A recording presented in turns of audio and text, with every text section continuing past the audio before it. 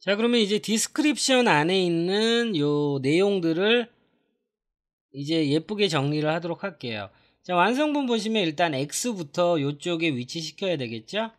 자, 그러면 X는 우리가 뭐로 했냐면 btn close라는 이름으로 했어요. 자, btn close라는 이름으로 했죠. 자, 얘가 버튼이잖아요. 자, 그러면 일단 위치 먼저 잡아볼게요. 포지션 앱솔루트. 자, 그리고 탑은 포지션 앱솔루트하고 탑은 한 10픽셀, 그리고 라이트 한 10픽셀. 자, 근데 여러분들 왜 앱솔루트에도 얘가 밖으로 안 벗어나냐면, 자, 얘가 왜 앱솔루트에도 왜 얘를 빨간색 박스를 부모 요소로 알고 있냐면, 자, 여기에 모달의 포지션 속성을 줬잖아요.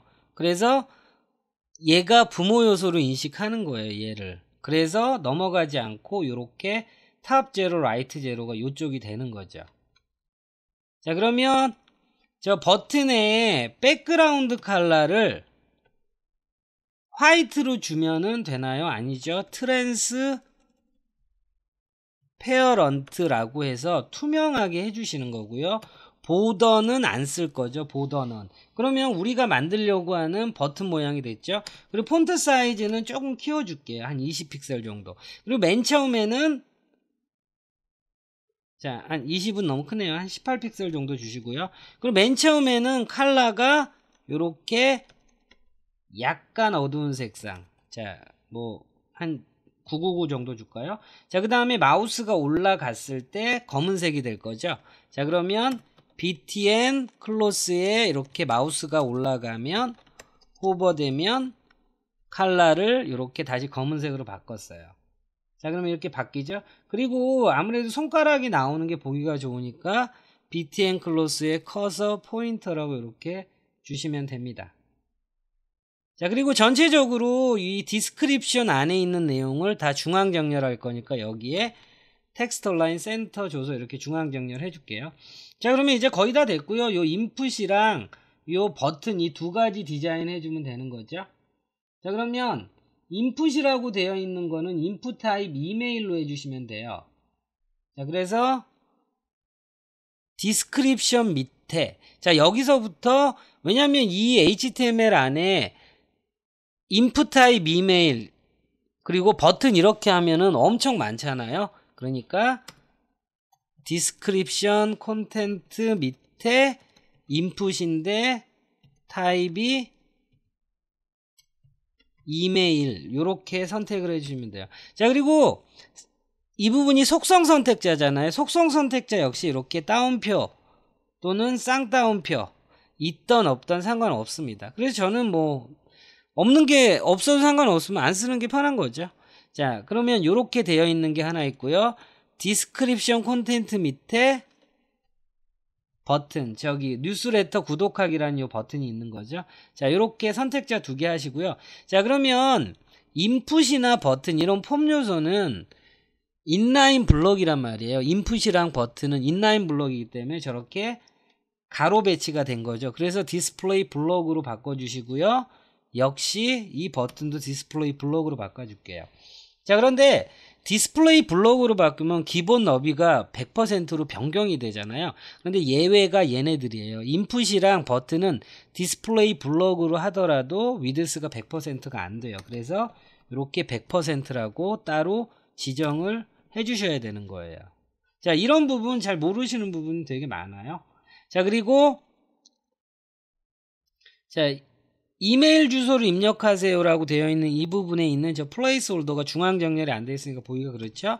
그래서 텍스트 얼라인 센터 여기에다 줘가지고 저 안에 인풋 안에 있는 저 플레이스 홀더를 중앙 정렬 시켰어요.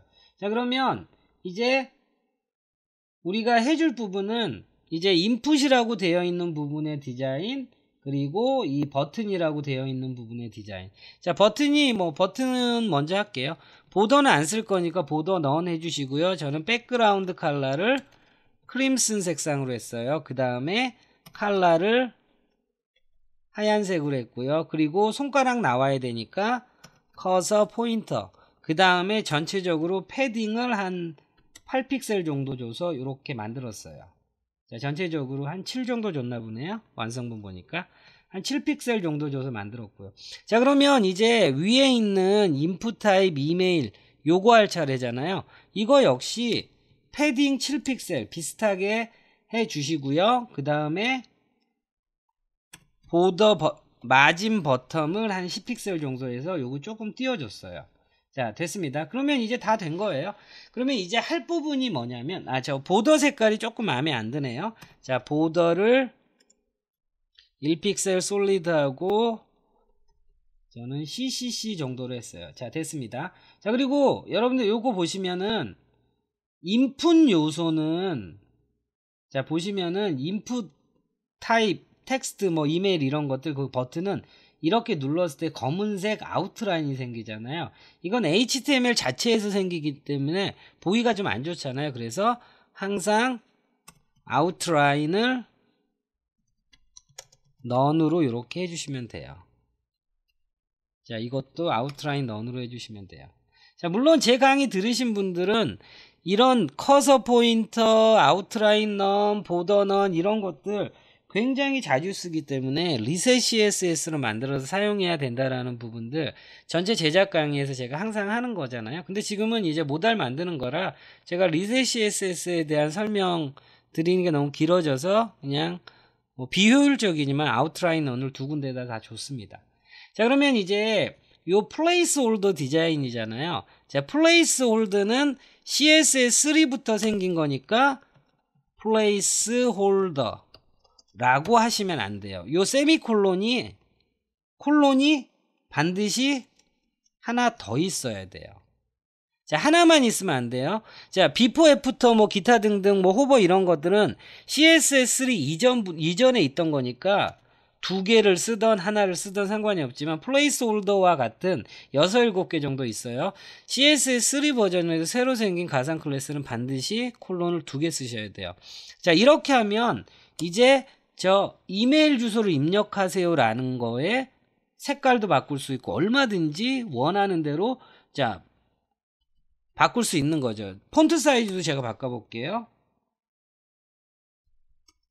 자, 얼마든지 바꿀 수 있어요. 그런데 저희는 그냥 칼라로 한 다음에 샵 CCC 정도로 약간 어두운 정도로 할게요. 뭐 보는 사람이 가독성이 떨어지지 않는 정도 선에서만 이렇게 해주도록 할게요. BBB 하면 되겠네요.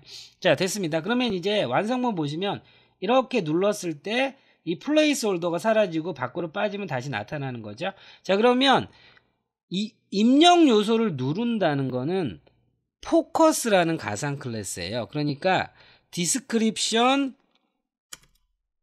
밑에 인풋 타입 이메일에 포커스가 이렇게 되면 여기에 있는 플레이스 홀더를 어떻게 할 거야 라고 하는 거죠. 자, 디스플레이 넌 하시면 안 돼요. 반응을 안 해요. 왜냐하면 디스플레이 넌이라는 건 존재 자체를 사라지게 하는 거기 때문에 플레이스 홀더라는 존재 자체를 사라지게 할 수는 없어요. 그래서 비저빌리티 히든을 주셔야 돼요. 자, 그러면 제가 이거 눌러볼게요. 사라지죠? 밖으로 빠지면 다시 원래대로 돌아오죠?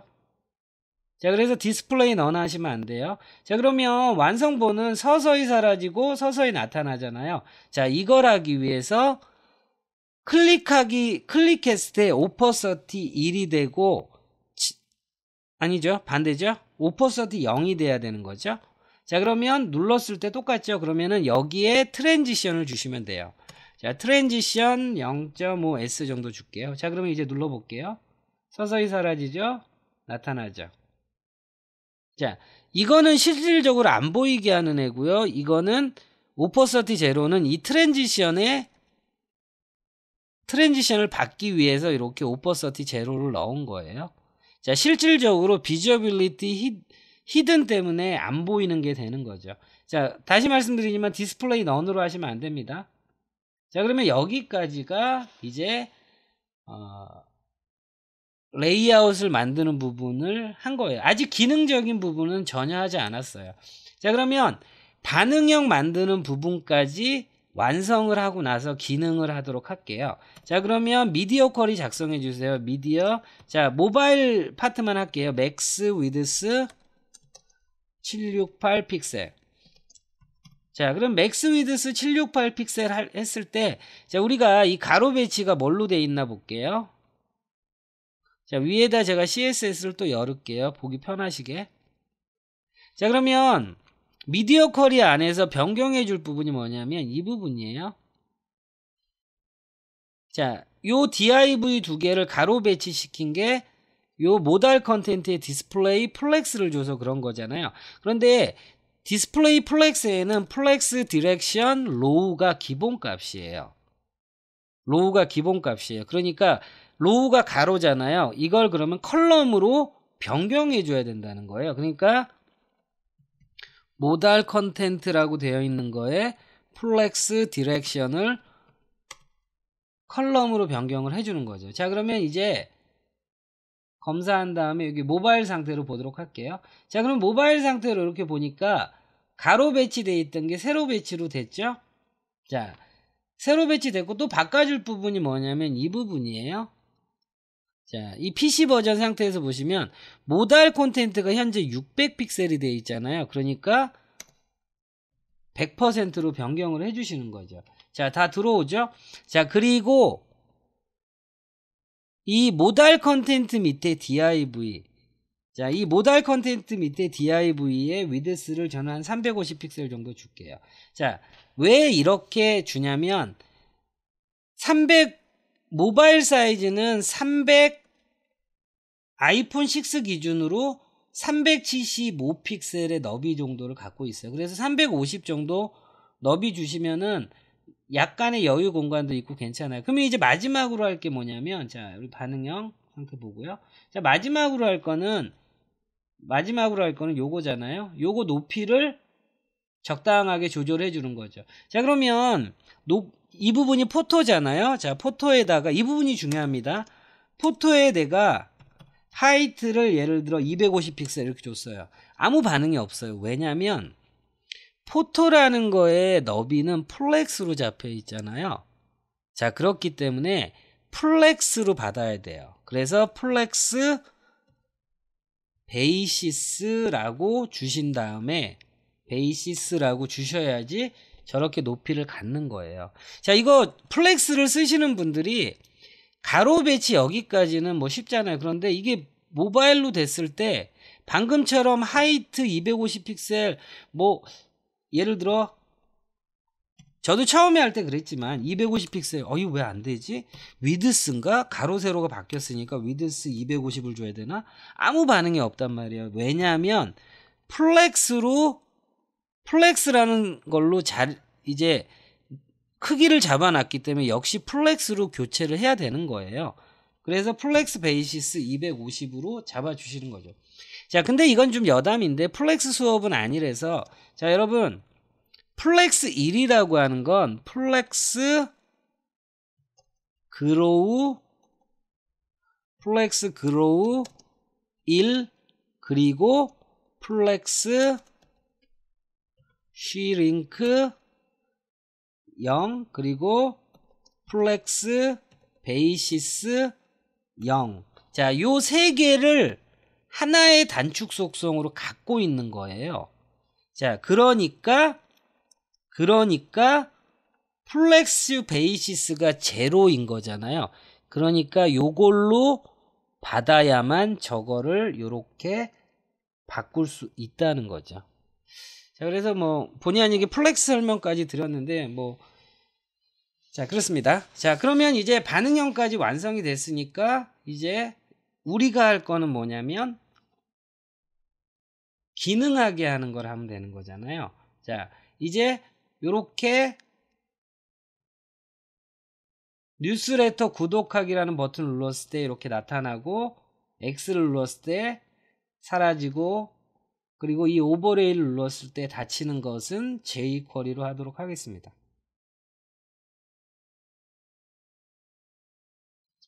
자, 이제 디자인 완성했고 반응형까지 만들었으니까 이제 기능하게 해야 되는 거잖아요.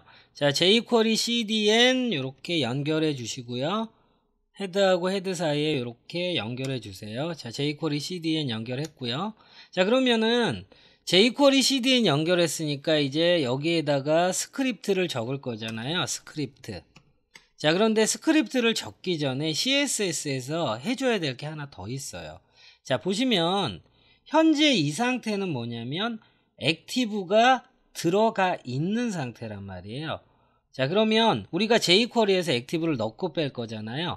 자, 그러면 이 모달이라고 되어 있는 거 있죠? 자, 여기에 액티브가 들어가 있는 상태가 얘란 말이에요. 곧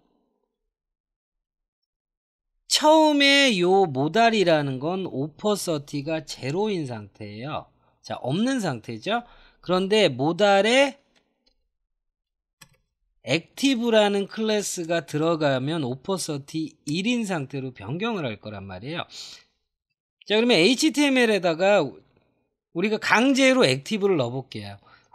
액티브 넣어보세요. 자, 그러면 이렇게 액티브라는 게 들어가 있는 상태면 되는 거예요. 자, 그리고 오버레이 역시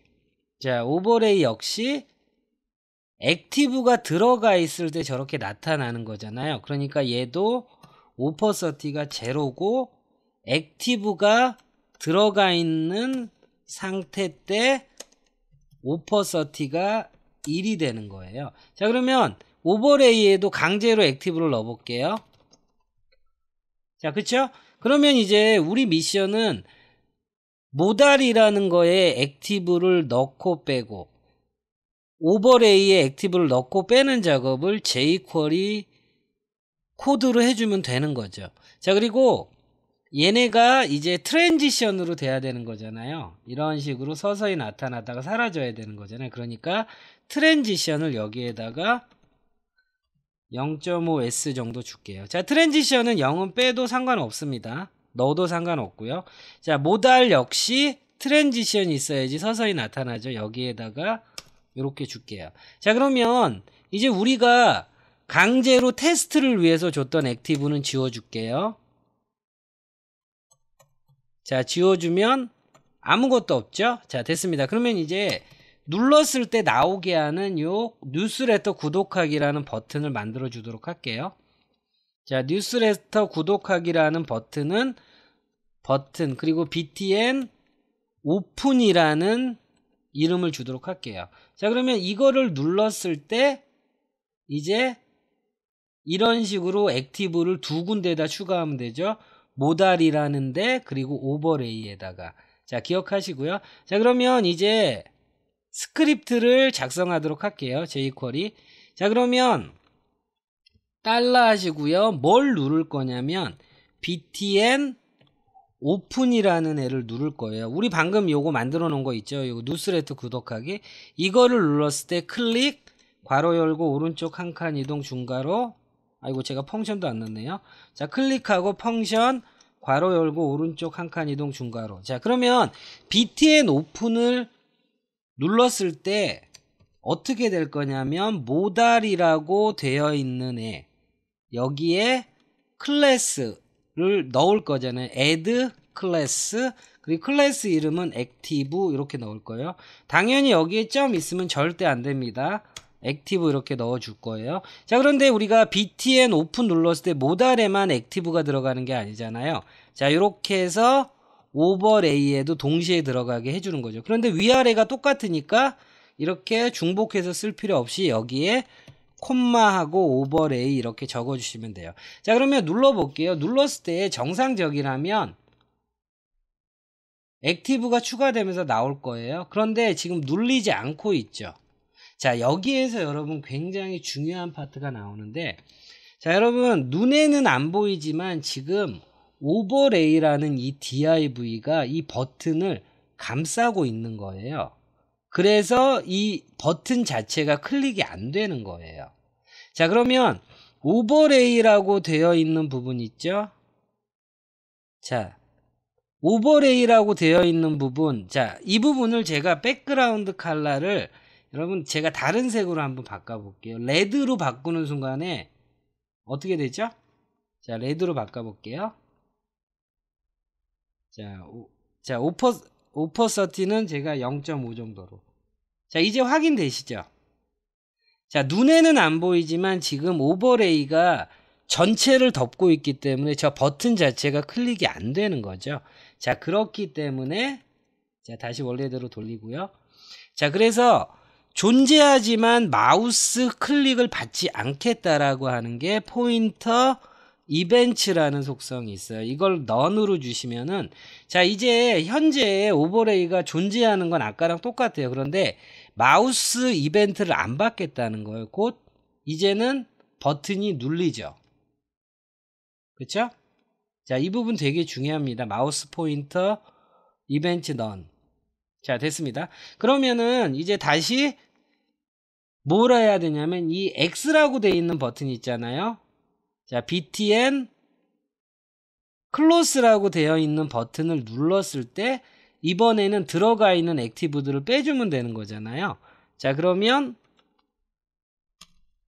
이번에는 btn close를 눌렀을 때 모다라고 오버레이에 들어가 있던 클래스를 리무브 시켜주시면 되는 거예요. 자, 눌러볼게요. 됐죠? 그 다음에 눌러볼게요. 닫히죠? 눌러볼게요. 아, 요걸 안 줬네요. 요거 아웃라인 너는 안 줬네요. 거슬리니까 주도록 하겠습니다. 자, 원래 이거 리셋 CSS로 한 방에 해 놓는데, 아웃라인 none. 자, 됐어요. 자, 눌렀을 때 되죠. 자, 그리고 이거대로라면 자, 우리가 오버레이를 이렇게, 자, 눌렀을 때 이거 눌렀을 때 닫히죠. 그리고 오버레이를 눌렀을 때도 닫혀야 되잖아요. 그러니까 여기에다가 btn close 뿐만 아니라 콤마 한 다음에 오버레이라고 이렇게 해주시는 거예요. 자, 그러면 눌렀을 때 액티브들이 두 개 동시에 들어가고요. 그 다음에 X, btn close를 눌렀을 때 오버레이에 모달에 들어가 있던 액티브라는 클래스가 리무브 되죠. 자, 그러면 여기에 오버레이를 눌렀을 때도 그렇게 해 라고 했으니까 이걸 눌러볼게요. 근데 왜 안 되냐면 마우스, 자, 오버레이에 포인터 이벤트 none을 줬잖아요. 아까 상황 때문에.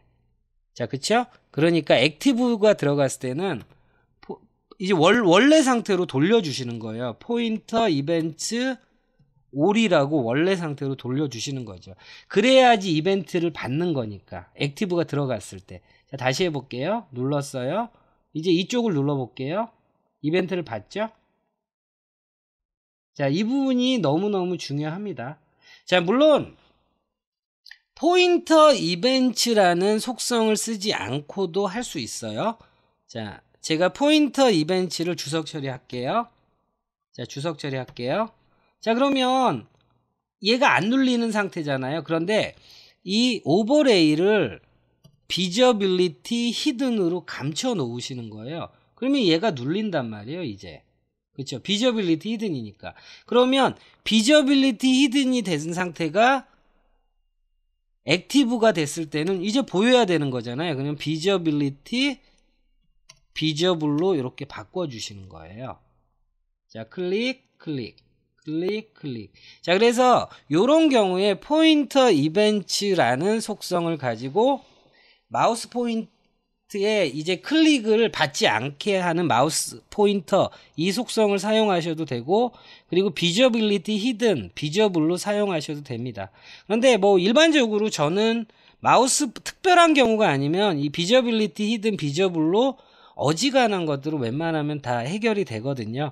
그런데 간혹가다 포인터 이벤트를 안 받게 하는 포인터 이벤트 none이라는 요 속성도 쓰일 때가 있거든요. 그래서 제가 두 가지 경우로 보여드리려고 일부러 한 거예요. 자, 그러면 이제 우리가 만들려고 하는 부분 다 됐어요. 자, 그런데 이제 마지막으로 남은 부분이 뭐냐면, 자, 너무 서서히 나타났다 서서히 사라지는 게 심심하잖아요. 이것처럼 위에서 아래로 이렇게 나타나게 하는 CSS 파트, 곧 액티브가 들어갔을 때에 요 모달 있죠? 요 모달에 요 트랜스폼을 조정해서 이제 위에서 아래로, 아래에서 위로, 오른쪽에서 왼쪽, 왼쪽에서 오른쪽, 그리고 크기가 점점 커지는 이렇게 바꿔서 다양하게 뜨는 이제 모달 창을 보여주도록 할게요. 자, 그러면 모달창이 나타나는 걸 5가지 스타일로 할 거잖아요. 뭐 지금처럼 서서히 나타났다가 서서히 사라지는 것도 한 가지 스타일이니까 뭐 6가지 스타일이겠네요. 자, 그러면 위에서 아래로 내려오는 거 먼저 할게요. 자, 그러면 액티브가 들어가기 전이나 후나 이렇게 넣어준다면 똑같은 거죠. 자, 그런데 만약에 액티브가 들어가기 전에 여기다가 제가 요렇게 80%라고 했어요. 자, 그러면 80%라고 하면 어떻게 되냐면, 자, 보시면은 이렇게 되죠. 자, 어떤 거냐면 마이너스 80이라고 하니까 마이너스 50%는 여기였는데 마이너스 80이라고 하니까 요 정도에서 스탠바이를 하고 있는 거예요. 안 보이는 상태에서. 그래서 요렇게 돼 있는 상태에서 액티브가 들어가면서 원래 정상적인 자리로 돌아오는 거죠. 그래서 마이너스 30%만큼 요렇게 이동하니까 위에서 아래로 나타나는, 아래에서 위로 사라지는 모달창을 이렇게 만들게 된 거고요. 자, 그러면 이번에는 왼쪽에서 오른쪽으로 해볼게요. 자, 그러면 원래대로 돌려놓고요. 그러면 왼쪽에서 오른쪽이니까 왼쪽을 80%로 해볼게요. 자, 트랜스폼 트랜슬레이트에서 X축이고 이건 Y축이잖아요. 마이너스 값은 왼쪽 또는 위로 가는 거고요. 플러스 값은 아래 또는 오른쪽 가는 거잖아요. 그래서 액티브가 들어가기 전에 80으로 바꿔놓으면 얘가 이쪽에서 스탠바이를 하고 있는 거예요. 자, 눌러볼게요. 자, 이렇게 되죠. 자, 그러면 반대로 오른쪽에서 왼쪽으로 오게 할 거면 이거를 30으로 바꿔볼게요. 자, 오른쪽에서 왼쪽으로 오는 거죠. 20 정도로 바꿔야 되나요? 자, 그쵸? 그러면 왼쪽에서 오른쪽, 위아래 다 됐잖아요. 아래에서 위는 안 했나요? 자, 아래에서 위도 마찬가지죠. 아래에서 위도 처음에 50%였는데 아까 위에서 아래니까 80으로 했잖아요. 이번엔 반대로 얘를 Y축으로 20으로 바꾸는 거예요. 그럼 밑에서 위로 올라오는 거잖아요. 자, 그래서 여러분들이 직접 만드시게 되면, 이거 하나 더 남았죠. 스케일. 자, 그럼 원래 위치 변경하는 게 아니라 크기 변경으로 할게요. 자, 그리고 여러분 트랜스폼 처음에는 스케일을 0.7 정도 할게요. 작은 상태로 돼 있다가 액티브가 들어가면 트랜스폼 스케일을 1 원래 상태로 돌려볼게요. 제가 새로 고침하고요. 자, 이상하죠. 왜냐하면 트랜스폼이라는 속성을 이렇게 중복해서 쓰시면 안 돼요. 트랜스폼은 자, 이렇게 중복해서 쓰잖아요. 그러면 이걸 덮어 써서 얘가 없어져 버리는 거예요. 그러니까 좌표 위치 잡은 게 틀어지는 거잖아요. 그래서 트랜스폼 속성은 이렇게 붙여서 이어서 쓰시는 거예요. 마찬가지로. 자, 됐어요. 그러면 살짝 커지는, 자, 요런 팝업을 여러분들이 만드시는 거죠. 자, 그래서 여러분들이 이제 처음 얘기로 돌아가서 이런 모달창 만드는데 플러그인을 사용한다든지 하시면은 실력도 안 느실 뿐만 아니라 이렇게 다양한 나타나는 이런 CSS 애니메이션을 여러분들이 얼마든지 조절할 수 있죠.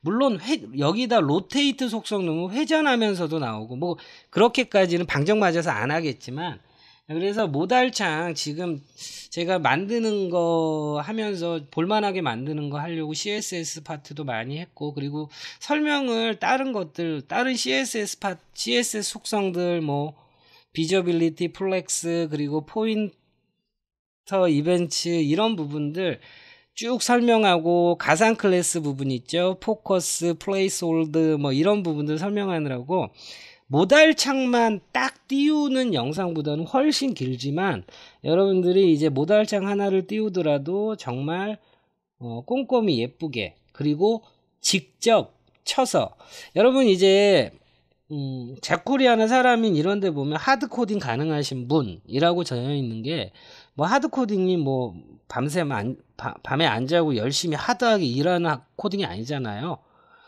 직접 어디서 소스를 복사해서 가지고 온 다음에 수정하는 것이 아니라 지금처럼 처음부터 끝까지 모두 본인 스스로 쳐서 코딩을 할 수 있느냐, 이게 하드 코딩을 할 수 있느냐 없느냐라는 질문이잖아요. 자, 그래서 슬라이더 같은 것들은 우리가 직접 쳐서 만들 수는 없잖아요. 그러니까 그런 것들은 플러그인을 쓰는 게 맞아요. 그런데 이런 모달창 같은 것들은 여러분들이 직접 하드 코딩해서 쳐서 만드는 것이 중요합니다. 그리고 CSS 역시 CSS가 없이 저렇게 예쁘게 만들 수가 없잖아요. 자, 그래서 모달창 만드는 부분인데 굉장히 뭐 설명 이것저것 하느라고 길어졌는데, 자, 다시 한번 말씀드리지만 퍼블리셔라면 당연히 모달창 정도는 지금 같은 모달창 정도는 충분히 본인 스스로 하드 코딩으로 만드실 수 있어야 되고, 웹 디자이너도 노력하셔가지고 충분히 하실 수 있도록 이렇게 연습하시기 바랍니다.